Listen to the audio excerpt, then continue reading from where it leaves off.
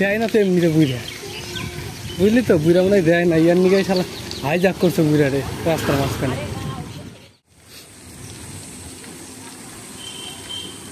তাও 2টা গাছ লাগাইছিস কে?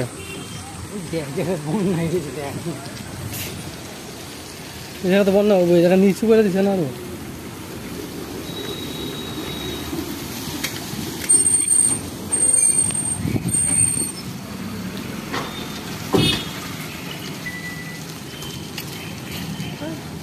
এরা তখন করে দিলে তখন ইয়াকে সবর হইতো না, দিত গুপ্ত ফুটে, তার নাকি বন্ধ করে দিয়ে ঠিক করছে। এখন চালু করে দেবো ওইদিক, হ্যাঁ ওইদিকে ঘোরাঘুরি করবো, ঠিক আছে। তার জন্য করে দিচ্ছে বন্ধ, বেশ করছে। ভুঙ্কু চুঙ্কু খেলাইতেছে। হ্যাঁ তো কি হয়েছে? জিলাপি আর বাদা